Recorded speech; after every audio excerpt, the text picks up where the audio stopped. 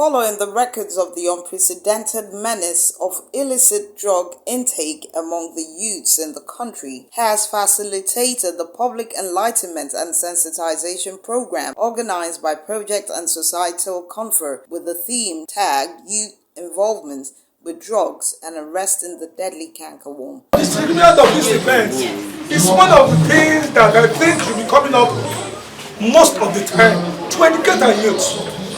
So let's give our youth hope. When there is a communication, for example, if there are communication possibly answers that would happen, we need to communicate with ourselves.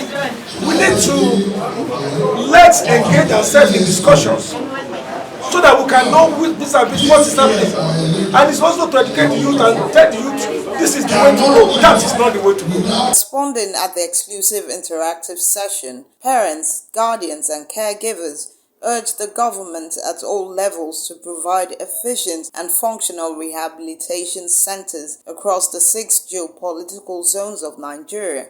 On the platform of societal concern, we see that drug abuse has become so rampant and our youth are really not getting it right, and we really need to cry out, and that is why we are having this awareness today. Medical experts and the National Drug Law Enforcement Agency, NDLEA, revealed that the negative impact of narcotic substances such as ref, Indian hemp, cocaine, heroin, and colos kill the organs of the body such as the liver and kidney. 6% of the people that abuse cannabis in the whole world are Nigerians.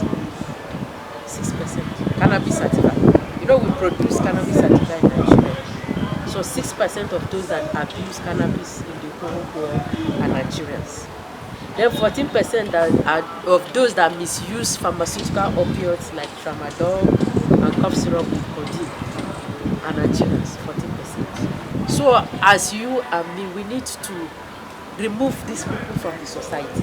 If you know of anybody that takes any of these drugs, just move to the nearest NDL office so that NDL office will remove such a person from the society. Above all, the government was hereby advised to work in synergy with the National Orientation Agency to drastically reduce the high volume of youths involved in illicit drugs through the creation of jobs and an enabling environment. In Lagos, Jennifer Mosu reporting for Newsbuster TV.